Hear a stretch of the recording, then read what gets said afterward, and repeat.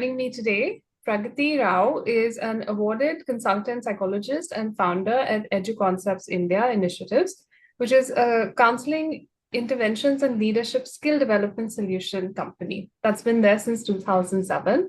She's also a certified personality profiler, personal growth mentor, and professional relevance transformation coach. And she's internationally certified NLP associate trainer. She is an EI expert and an Enneagram personality profiler for corporates and entrepreneurs with an experience of more than 20 years. And she is also a published author with two personal growth oriented books, The Ultimate Parenting Handbook and Raising the Parent, both available on Amazon. And to sum up, she leads a very balanced and conscious life, pursuing personal interests with growth passionately to walk her talk and help people implement their best plans. Praggatti and I are part of a group called She Mantra, and that's where we met her. That's why we met each other. So welcome, Praggatti, and thank you for doing this. Thank you, Subuhi. It's a pleasure to know you as a person and to be part of CC in different forums and She Mantra. Overall, it's a very wonderful experience to know you. Thank you for having me. Okay, let's begin. Let's dive right in. So Praggatti is a mental health practitioner, as we've already said. So what's the mental health challenge that shows up most in your line of work? Let me answer this in a different way because my work basically is on two lines. One is the preventive mental health, and the other is the remedial mental health. So, if you talk of the preventive mental health, that's where I began in 2007, and there's lots happening there. There's something about procrastination, leadership development, understanding more about themselves. So, emotional intelligence, all those kind of interventions where there's no remedial aspect to it.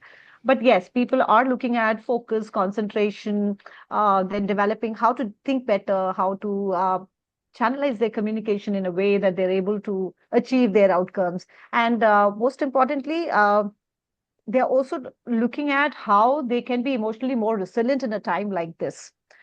This is one part. The other part, which is the remedial part, I must tell you, I'm working very closely with a lot of psychiatrists, and there we are dealing with anxiety, panic attacks, phobias, depression, fear. So if we talk of women, anxiety, PTSD, all of those things are showing up. If we talk of men, anger issues are also part of it. Then we are handling. So I do address, and that's something very close to my heart, which is the young adult population. And there I am addressing, and I'm seeing a lot of peer pressure, self and body issues. Then you have OCDs, yes, gadget addiction. So all these kind of things are showing up, and the extent to which these are happening, it's very, I would say, it has intensified. So that's a whole lot of things that I'm seeing currently in my work.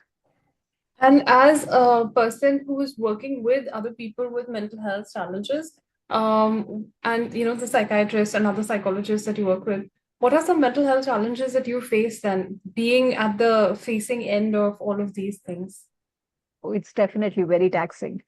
Uh, so being 19 years into the line doesn't make me any immune to the fatigue that this work brings. So when I look back, I have been on the burnout myself because there have been a time. So, over the years, we also grow. So I've grown from a place where I was doing my work for performance to a place where it's all about presence. But while I was there in the performance space, there was all kind of burnouts happening. There was compassion fatigue. I could, see that a lot was impacting me. I was soaking in the emotion of my client. But yes, 19, 20 years down the line, the things have changed. I'm able to create that distance. I'm able to care without carrying their emotions. So these are some of the things which deepen over the years. But yes, it does impact our mental health to some extent. So say, for example, I'll give you a very beautiful example here. Just after pandemic, the kind of cases of young children consuming porn went really big, and coming from a very different kind of belief system, it impacted me in a big way. It was like, oh, what is this, how is this happening, and is the generation lost, or things like that. And that impacted me and shook me on the value level, on the something very deep. But yes, now when they come, and I guess this happens for every new type of challenge that you address in the first time, you're shaken up a bit, and then you are able. So now, this place where I am very careful about the compassion fatigue part and Mm. also the burnout part. So these are the two things which I'm very mindful about. Yeah, interesting. Because I mean, I remember my first proper job was as a junior project officer, like basically a counselor at the daycare facility at this mental health halfway space sort of space where we were helping people with serious mental illnesses integrate back into society. And I mean, I was what, like 24, 25.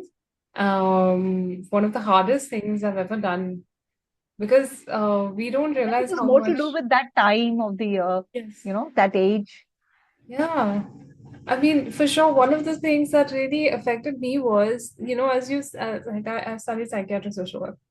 Going into the field of social work, you carry with you this idea that, you are doing something, like you are better. There's that thing that and especially when you're young, you're anyway full of these ideas of world changing and all of that. So this was quite a sharp shock for me.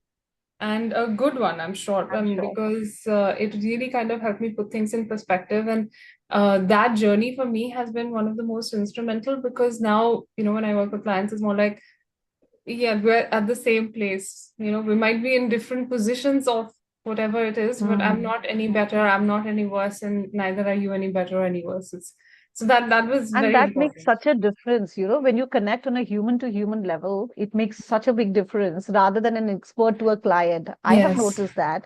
And people love your presence when you connect human to human rather than expert to a client kind of interaction. Okay, so who or what helps you get through the challenges? So, is there a support system that you have specifically in your organization at an organizational level? See, I'm very blessed in the way that all the mentors and all the people who trained me into different modalities, they are still accessible to me. So if I have a big challenge, if I have to kind of voice it out, I can always reach out to them. So that's one big piece, which is very important for every mental health Mhm. professional. The second bit is I am also training a few newfound psychologists on what they should know, how they can be having. So basically, it's like a program that I do for them, which is called Exceed Yourself.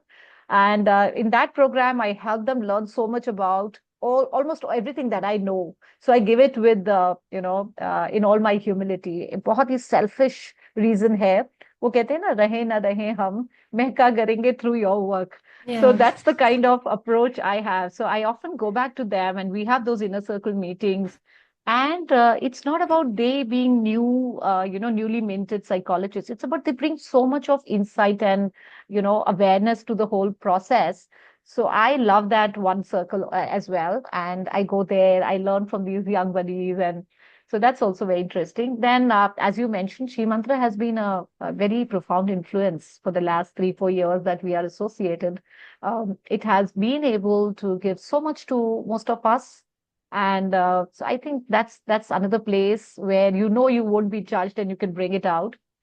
On the whole, I'm a very internally referenced person, and that makes me go to books and podcasts and people I may not have met, but I learn a lot in such a vicarious way as well. So this is a whole bundle of things that I go to and thrive in my work. And actually, one of the things that I realized was that peer-to-peer, like peer support, is so important in this. So Yes, support. yes, supervision, and Yeah, and peer-to-peer support. supervision. It can make a world of difference in your Yeah. sanity when you work, especially in the mental health or trauma care. It's a very powerful, places to go to. Okay, and do you notice how mental health challenges show up differently? So not just mental health challenges coming from different people, not your clients per se, but other people in who are professionals in the mental health space. Are there different mental health challenges for them? Are we more likely to listen to a male voice rather than a female voice, for example, or any of those things? Like, I mean, does gender or orientation, caste, or any of those things make any difference to professionals trying to just do their work? It's a very profound question. I love this question. Though, as I'm thinking about it, it definitely makes a lot of difference when mental health is impacted by gender, culture, religion, even the kind of orientations that you have. And just to give you an example here, if you look at the peer who are working and they, so I've understood this question in two bits. One is male voice versus female voice. I don't know. I'm a female. I'm addressing males, young adults, women, everybody, and yeah, they open up. So I am only assuming that the female voice helps. That's what. Male voice, yes, in my inner circles, I'm hearing that a female voice comes across as more therapeutic, and that's what I'm hearing. That's not a personal, any kind of understanding apart from me engaging with my clients and then coming to that conclusion. If we talk of the client centricity of this question, uh, yes, I do see a woman come up with certain different kind of mental health challenges, particularly because women has been disempowered for long. There's violence happening. There's so much of bias happening. So I see a woman particularly showing up with anxiety, depression, and even PTSD for that matter. And what complicates it is a sense of self, not being too sure about themselves, not being validated. So this is all complicating the things for women when it comes to the gender thing. If I go and look at it from the male perspective, I see that, engaging with three behaviors. Anger is one, primary one. Second is addiction. And the third one is dissociation and disengagement primarily. So that's where these two genders are, coming from. If I have to talk about culture, uh, mental health as a cultural thing, especially a family thing. So it shouldn't go out, shouldn't be discussed and open, things like that. Would realize that of late, because of the cultural thing or a belief, I must say, there are a lot of psychosomatic illnesses which are showing up. Yeah. Family Oh the no. emotional expression is happening as a headache or a migraine or things like that, but they don't understand how mind body connect is so Yeah. crucial that is showing up in other areas. So that's where the cultural belief of this being a family thing shows up. Then some people are also looking at it as a very individualistic thing versus a collective thing. Say for example, seeking mental health, people, I was surprised when I first time looked at it. Oh, how can I, go into therapy? It's not just about the affordability bit, it's also the belief bit which says, oh, it's selfish. Why would this be selfish? Was very new to me initially, but now I look back as I answer this, and it's like, wow, a very beautiful insight indeed. So now, if we go back to gender and talk of the trans community or the population, now what is happening to them? They have been rejected by the system, by the family. They've been extremely fearful, and in those cases, mental health is showing up as shame. It's showing up as hiding parts of themselves, not owning, the complete what they are, and that's leading to a lot more anxiety and all that internalized homophobia. It's creating a whole lot of mental health issues for them. So no wonder if you look at gender, you look at culture, you look at orientations, everywhere, this is showing up very differently and it has its repercussions. So all we need to have is a very systemic and a whole kind of field look into the mental health domain here. When I look for somebody to speak to, in the mental health space, I always look for somebody who has at Mhm. least some kinds of similar experiences to me. So I assume that Yeah, that might not always be accessible, like that, culture specific. yeah. And also visibility, like, we might not see people who are like us in other places. And I guess the more you get the more intersectional you get, probably the more difficult it becomes. I Okay. so agree. I so agree on this.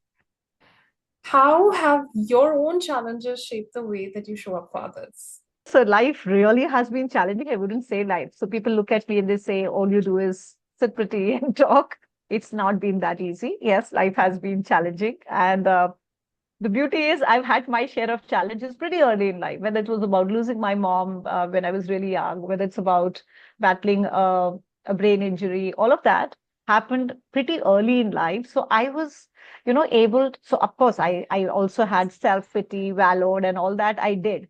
But once I've done my share, I had to go through all of that. And looking back, it makes me feel wonderful that it made me very connect with my clients on a very deep empathy level. When I say deep empathy, I basically mean to say that I'm able to understand where they are coming from. That Yeah. makes my presence very powerful. So I Yeah. don't look at them with pity or some other emotion, but from presence. I get so curious to understand, okay, what's happening, where exactly. So that is one place which actually deepened for my practice because of my, whatever I've been through. Then I have been able to put my boundaries in place. So all those boundaries that I so boast of and feel so good about, I feel that's coming from that space because we only have limited bandwidth. And the more we realize that for ourselves, the more we'll not be able to go into burnout, compassion fatigue, and too much of empathy too soon, all of that. So that's also one good thing which happened. And, it has also helped my clients in a way that I'm able to understand if if I'm putting some cognitive load on them. Sometimes in our zest to solve a case, I've seen that with a lot of many colleagues in a zest to do it well and kind of Yeah. give a solution, they would kind of give too many practices for the week till they meet next, and that creates a cognitive load on the clients. I'm very mindful about that only because I have been through it, Yeah. so I know everybody can handle only a certain bit. So yeah, that's something. So and then what I said initially is also very important. I connect from a human to human basis. I don't know everything. There would be places I would use curiosity as a tool. I was use my empathy as a tool. So not from an expert to a client, but human to human. That makes a lot of sense. And you're able to peel off those layers really fast when you are human to human than you are from, an expert to a client. Absolutely. Uh, what else? Yeah, so I look at people with reduced judgment now Mm. because I understand relapse. I understand unhelpful or, unsupportive coping mechanisms. I also understand why they are avoiding what they are avoiding. So that's another powerful thing. Then what else can I tell you? Well.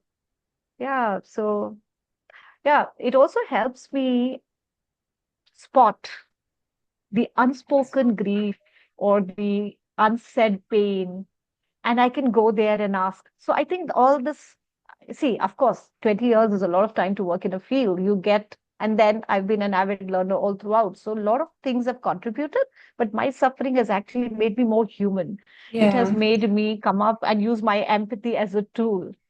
It has made me spot all those things which they cannot say, aren't saying. And I'm able to at least, I'm not assuming, at least I'm able to bring it up and ask questions around it. So these are some of the things I think have actually made my practice better over the years.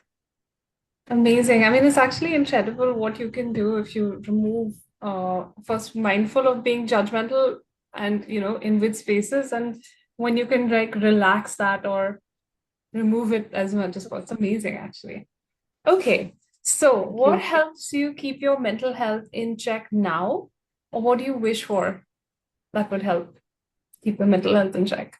Yeah, I would say I'm much better with my mental health now than ever. And it's, Yeah. again, kudos to knowing people like you, being part of groups and communities where this is a priority. And we all know how connection works, how, people having your back works. Just knowing that I have people that I can just send this question across and get some sensible answers makes a lot of sense. Apart from that, as I said, I have always been extremely disciplined and conscientious, and I'm utilizing those two of my qualities to this. So I'm very mindful of not taking any urgencies except for the onboarded clients. I would not take up any call and just do for performance. That gives me a lot of sanity. Then on an ongoing basis, so apart from discipline and being a very committed worker, I have clear check-ins in a regular day, which is throughout my so my day goes like 5-7 appointments in a regular day. Between every appointment, I'll keep some time for myself. I'll do my some micro stuff like a meditation, breath work or something, so that I anchor myself better before I go for the other client. So that's one practice. So it's a check-in that I do for myself. How am I feeling? What exactly is the need that I need to address? Sometimes you won't believe the need is hunger, and oh, Yeah. how come I forget? Yeah. So that's, I think check-ins are a very powerful thing for me, on a daily basis. When it Absolutely. comes to the yearly mental health caring, I think about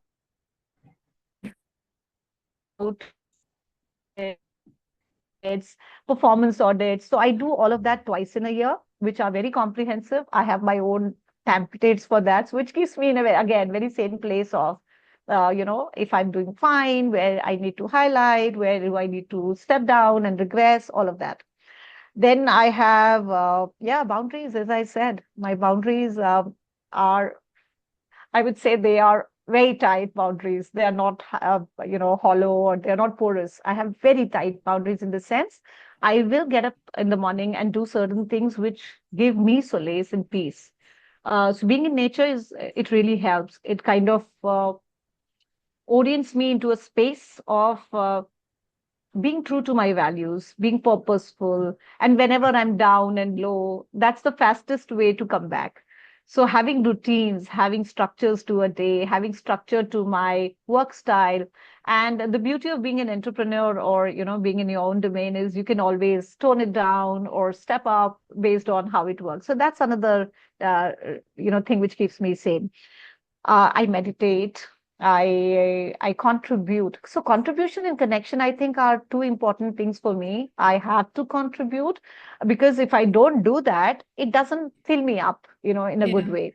Yeah. So that's another thing that I do. So whether it's my social media handles that I use to help people, so that not everybody can afford therapy. Therapy is costly. Yeah. Yeah. Coaching modalities are costly, and not everybody can do that. So how can I bring something on the table which can be used by for the greater good? So I use Yeah. my social media handles, my LinkedIn and all of the profiles to do just that. So that sense of contribution is good for me. I also do a lot of pro bono work, and that also makes me feel really good and close to my work. And then connection. By the end of the day, I have to be with my people, do some, stuff which is happy, joyous. So that's where it's coming from. I'm not a very complicated person, but yes, I'm a very disciplined person who would use empathy as a tool. I use all kind of empathy, but here I am more empathetic to myself first. Yes. So I think self-compassion is something which is rescuing me to a great extent. Yeah, and this brings me very nicely to my next question, which is, what is something that you wish people entering your field knew about protecting mental health, their Oh, mental I health? wish so much. I wish they knew so much. So, especially with fly-by-night kind of mental health professionals, Oh, this is one of the most beautiful questions you could have. If you're not done self-work, please go for it, stay with it, so that your presence is deepened. And what work you do is also impressive. The second bit is I see a lot of people going crazy after certifications. It's good to know many, many things or modalities and interventions. It's very good. In fact, that's what I have always learn and keep learning, and be an eternal, ongoing, lifelong learner. But at the same time, if droning yourself into that alpha CT, DBT, REBT, CBT, all of that, don't go there. Just go there for the sake of knowing it, so that you can actually use a multidisciplinary approach and you can make it more holistic for your client. What else can I tell them? self-compassion. Yeah, oh, yes. Oh, yes. Self compassion is something very important, because if you are not, and again, as I said in the beginning, performance, please don't go after the performance. It'll cost you a lot. So Mm. just go after your presence. And presence is only deepened when you apply yourself and you commit to lifelong learning, all of that. What else? Oh, yeah. Another one thing which I really want people to understand, especially in mental health, is understand systems. Our clients do not exist in silos. They are part of systems. Just now, as we discussed, gender, culture, all of these things, if you don't understand and you force them to do certain modalities or interventions, it's going to backfire. So Yes. if you understand system and you understand how your client is coming from a certain system, you're able to give them those interventions which matter and which are truly helpful. Then, of course, the other two bit which I have learned over the years is do not rush the process. Don't be, don't be in a hurry to create some masterpiece by the end of every session. Give it time, sit in patience, sit with uncertainty. So that's something which they need to learn, and these things are not going to come with a certificate or so. They're only going to come with years of practice and staying true to your field. Completely agree with that. Like, I mean, for one thing, being able to sit with your discomfort and understanding what your feelings are, but also that self-awareness, self-reflection, regular check-ins so important. And the other thing is that mental health certifications are incredibly expensive. Like, if they're being Mm. provided to you by your workplace, then that's one thing. But if you have to do them by yourself, they tend to be really costly. So Ask I me, agree with I've spent that. a lot of money on a lot of things. Yeah, same here. And a lot of times the thing is that the certification will come, but the study material is something that intuitively or otherwise through the educational thing that we've done, we've learned. What's one thing that you do when things get hard? What's one thing that I do when things get hard, and they do get hard at this point in life, especially because, you know, early 50s is a difficult time for a woman. And realizing that now my energies are dipping on an ongoing basis, I do a lot of stuff, hard things. I go to people that are so close to me where I can just be me and not a psychologist or a mental health professional. I just be me. I do what I like. I talk my heart out. I also journal a lot. I write a lot because I feel whenever I'm writing, it gives me a lot of headspace Hmm. freed up for new stuff to be accommodated. That's one. I do look into the fulfillment of emotionally what I'm wanting on a regular day. Even if it is about a bright colored dress or a lipstick or a nail polish, I engage with all of that. This may sound very frivolous and simple to many, but trust me, on many levels, things that we truly like, they have a direct connection to your emotions, and I fully engage myself with all of that. So apart from the regular stuff of meditating, journaling, reflecting on my feelings, and most many times I do reframe the whole scenario of how I'm taking it. And sometimes hard is not difficult if we reframe it. So Yeah. a lot of reframing has become a second nature to me. I would say, okay, this is true. This is how it is. What else do I see? What else am I missing? And the other thing which actually helps me is to put that hard into, a long-term perspective and see where this takes me. I don't know if I'm making sense here, Absolutely. but most of my depth has come from these hearts. Is the only way through is through them. So I've begun to fall in love with my hearts now because if you look back at who I was at 25, I was such a meek and sensitive and emotional girl. So coming from there to now, the journey has been beautiful because of these hearts. So again, I will sit, reflect, pause. I will journal. I will listen to music. Music has been one of my best and the biggest stress buster. The the thing which comes close to this is my religion, the spirituality. It feeds into me so beautifully. I am an atheist. I love to pray. I love to do all kind of rituals, and as that also anchors me to so much of sanity and safety. So I do all of that. I connect with friends. I meet with people who I know would meet me for who I am and not for being the psychologist or somebody or judge. So I do have some people. I'm very lucky to have a couple of people like that in my life. Uh, And I don't wear my hat too seriously. The hat of a mental health worker, I don't wear it too seriously. I do all kind of stuff, from jumping in joy to listening to music to being around significant others who matter to me on a regular day. And I have, as I said, very clear boundaries on where I start, what time I stop. If I'm not ready for something, I would not say yes to it. So saying no is another big thing which works in my favor. I just say no to what does not fuel me. So yeah, that is it. Yeah, pretty much. This is what I do. That's really I beautiful. write. I am a Yeah. published author, so I write Yeah. a lot. And currently I'm working on a book around women, which is all about unbecoming. Everybody tells us to become this and that and Yes. whatnot. And this one book will bring into focus what not to be Yeah. and just be yourself, own your entire self. So yeah, I write a lot as well. I'm really looking forward to that book. Yeah. Okay. Thank you. Yeah. I mean, I think all of these things are so beautiful. And as you said, so a lot of my stuff, I do a lot of inner child work. And one of the things I've realized is, and this is something that I did, like I used to do also, is no, you can't be silly. People are looking, but there's so much pleasure in silliness and there's so much joy So in true. it. Like So I true.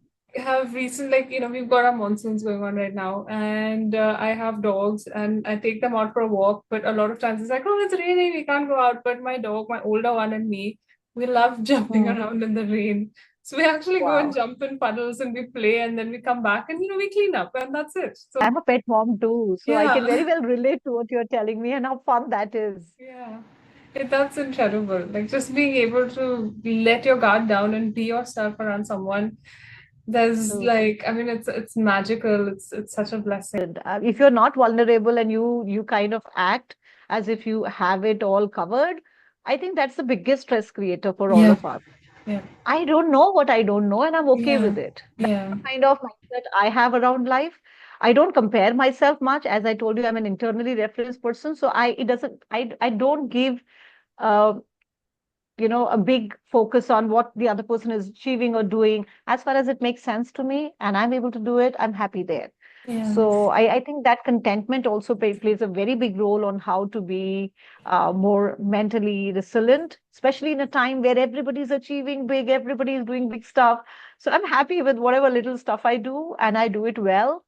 I think it's and the prayer that I have is if I cannot control something, what's the point? Why should I be trying to control everything? So I have acquired that wisdom over the years. This is what I can control. This is what is not in my control. So I let this be. So that's another point of sanity for me. beautiful.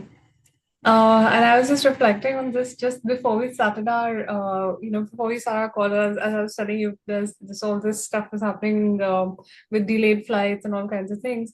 And I was just thinking that, I used to always pray that give me happiness and give me joy, but give me the strength also to cope with the hard things.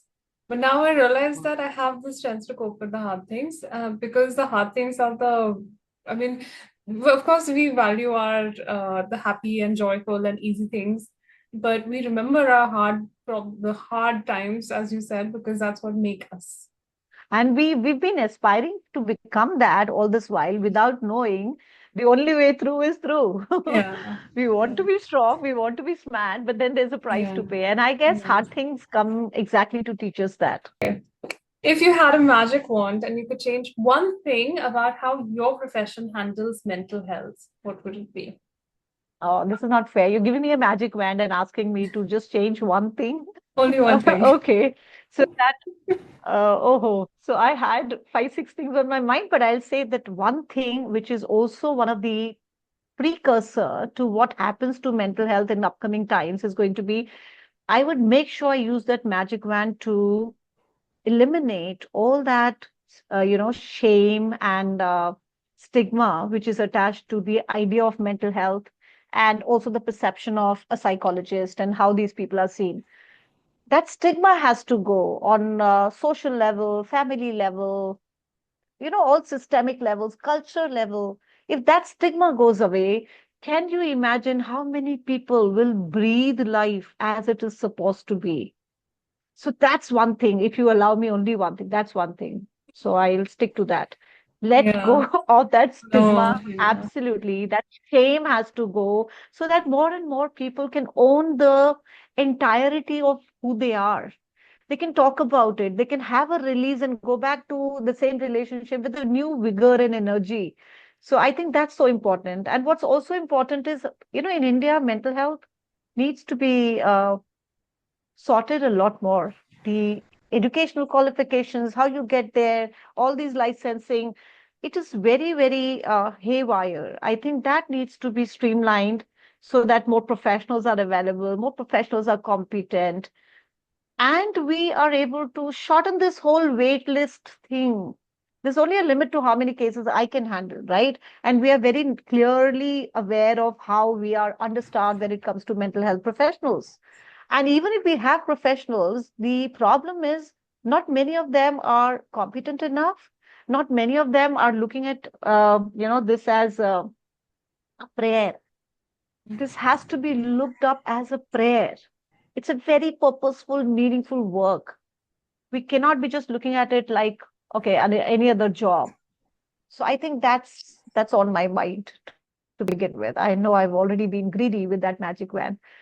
I think this is very true because, as I left my abusive relationship, and there was a lot of depression, and there was a lot of shame, and there was so many things, and I didn't find the support that I needed at all, and a lot of the stuff that I had to do by myself, and it was See? unnecessarily hard and unnecessarily.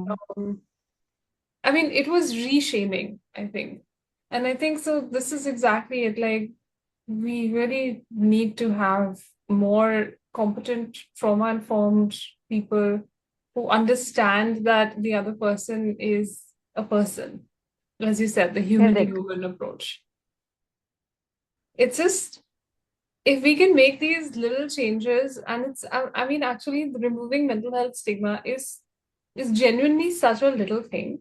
It's just that it's become so big. Like, just a basic understanding of, if you have, I mean, if you have something that you want to make better, then find someone who can help you with that. And it's just that Even simple. finding that is becoming very tedious these days. Uh, Finding somebody, and I tell you, so this is very important to know for our viewers that so many times people who are working in high stake careers, they do experience anxiety, they do experience all sort of big emotions. And not everything is depression, but yes, sometimes yes. we lose the light, right? Yeah. But then they have nobody to talk it out, to Yeah. have an access to. And even if they do it outside very sneakily, quietly, because then it impacts their work. It Yeah. has some associated shame coming with it and some stigma coming with it. And you never know where it takes your job. So the kind of price they are paying for being silently suffering all of this is big. Nobody should be paying that price. I think this should be universally accessible, affordable, and available. That's how it should be. Now, specifically for you, how do you cope after you've finished, like, with one session? As you said, you do regular check-ins and everything, and you do 6 to 7 sessions with clients a day.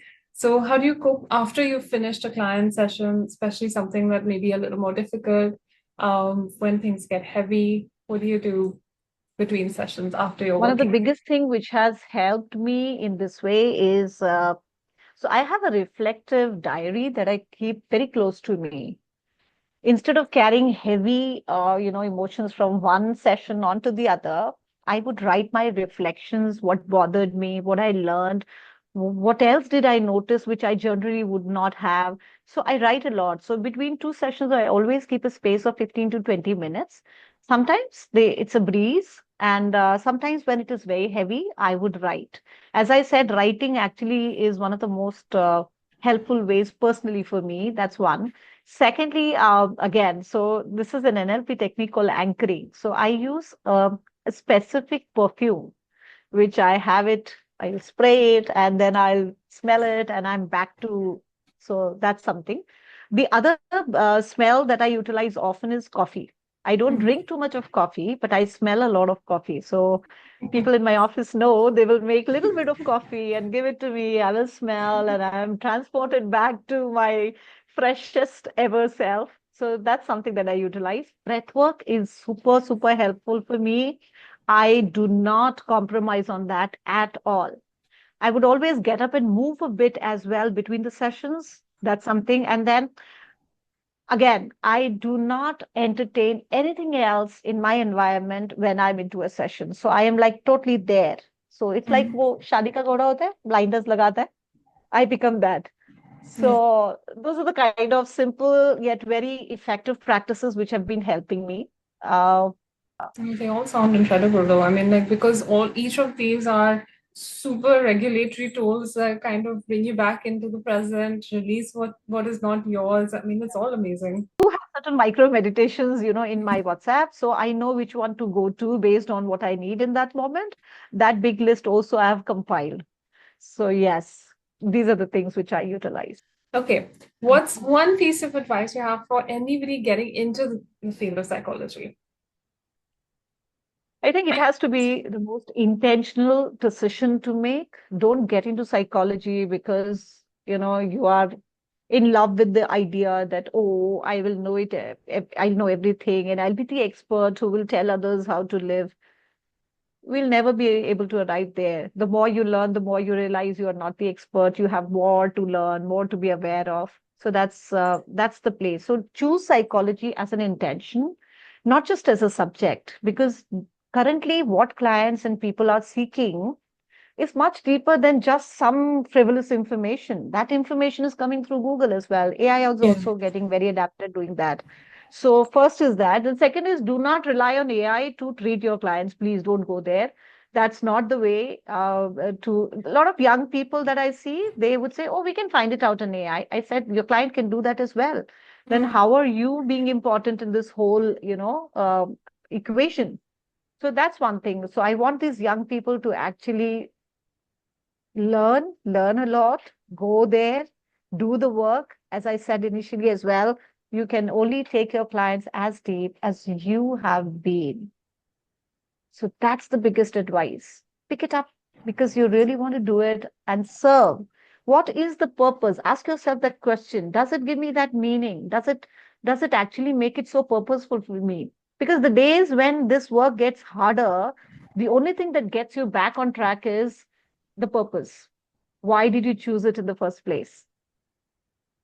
Trust me, there have been times I was like very low and I used to feel, do I quit?